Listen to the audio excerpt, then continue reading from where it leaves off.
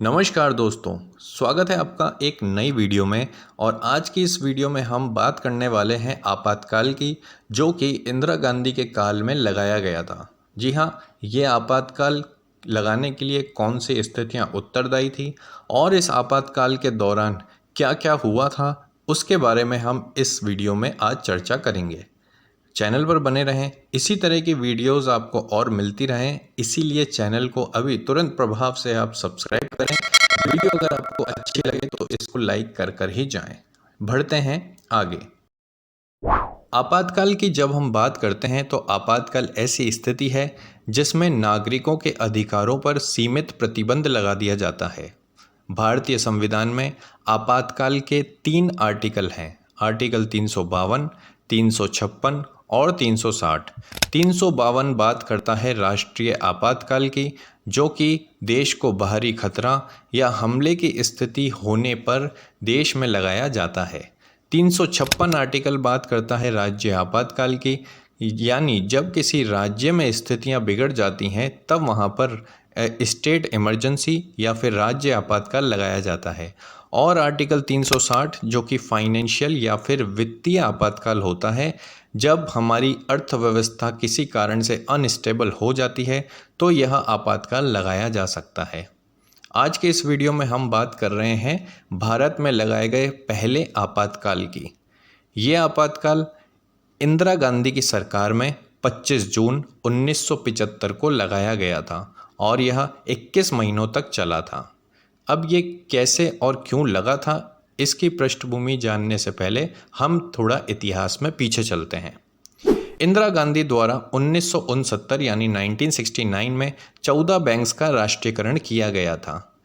इस राष्ट्रीयकरण को करने से अमीर घरानों का कब्जा इस पर से हट गया था। इसके साथ ही जो राज परिवारों को मिलने वाले भत्ते और सुविधाएं थी, वे भी इंदिरा गांधी द्वारा बंद कर दी गई थी।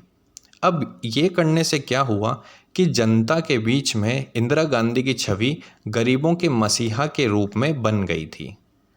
इस पर चुनाव के प्रचार प्रसार में इंदिरा गांधी के सलाहकार और प्रसिद्ध कवि श्रीकांत वर्मा द्वारा गरीबी हटाओ के नारे ने इंदिरा गांधी को खूब प्रसिद्धि दिलवाई। लोगों को ये लगा कि इंदिरा गांधी उनके हक के लिए लड़ने वाली हैं। अब इसका नतीजा क्या निकला कि मार्च 1971 में जब आम चुनाव हुए तो कांग्रेस पार्टी को जबरदस्त जीत मिली।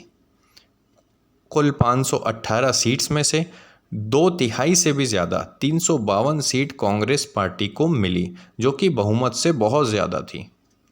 इस चुनाव में इंदिरा गांधी ने यूपी की रायबरेली लोकसभा सीट पर अपने प्रतिद्वंदी संयुक्त सोशलिस्ट पार्टी के प्रत्याशी राजनारायण को हराया था।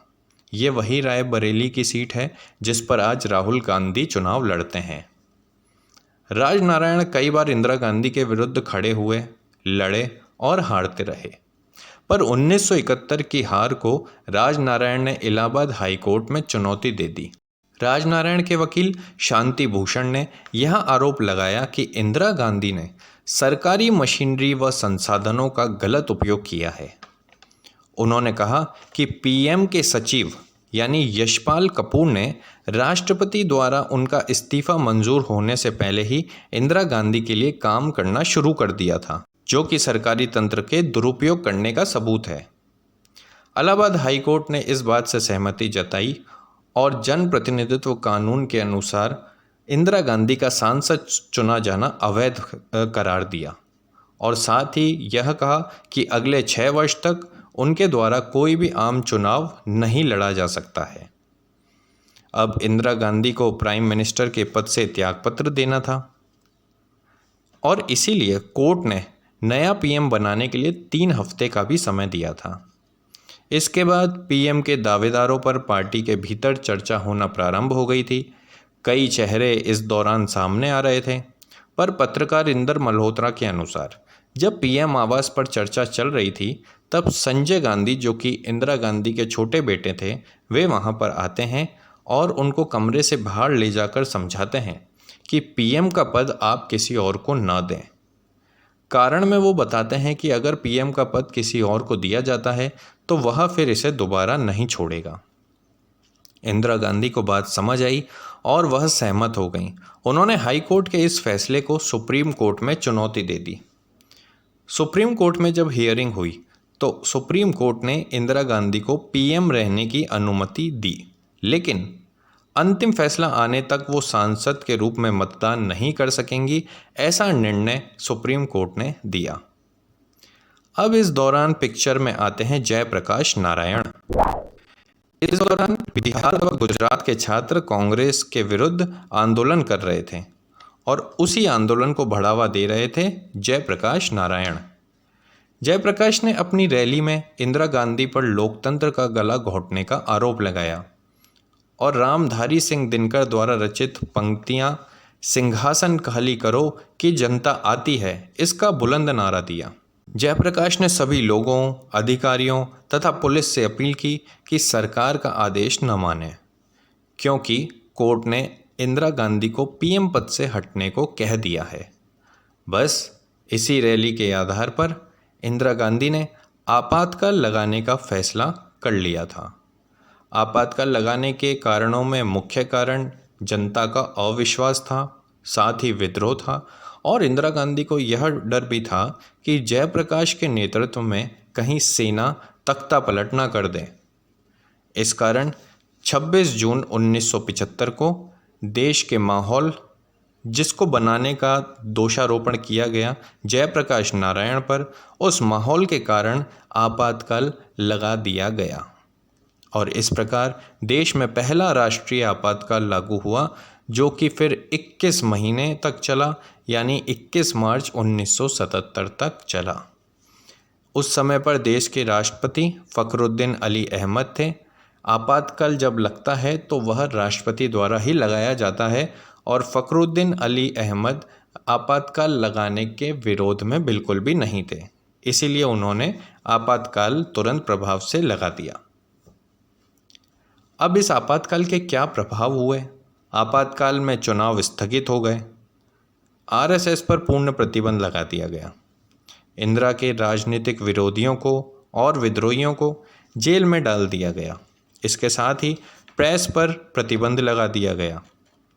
अब इस दौरान एक बड़ी दुर्दांत घटना होती है, जो कि होता है नसबंदी कार्यक्रम।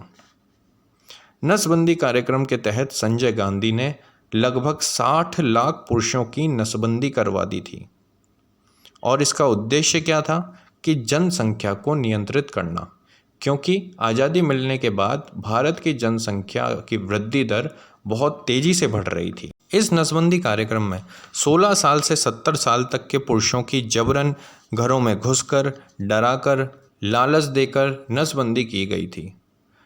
इस दौरान कई गलत ऑपरेशंस भी हुए, जिससे लगभग 2000 लोगों को अपनी जान गंवानी पड़ी थी। संजय गांधी का ये कदम एक असाधारण उपलब्धि हो सकता था, लेकिन ये कदम फेल हो गया जब 1977 में पहली गैर कांग्रेसी सरकार बनी और मोरारजी देसाई प्रथम गैर कांग्रेसी पीएम बने। नसबंदी का ये कदम इस आपातकाल का सबसे ज़्यादा दमनकारी निर्णय साबित हुआ और नई सरकार बनने के साथ ही ये आपातकाल भारत में ख़त्म हो गया। तो ये इतिहास था आपातकाल लगाने के पीछे क्या कारण थे और क्या हुआ इस आपातकाल के दौरान। इसी तरह की वीडियोस और पाने के लिए आप चैनल को सब्सक्राइब करें। मिलेंगे किसी अगली वीडियो में किसी अगली कहानी के साथ। तब तक जय हिंद, जय भारत।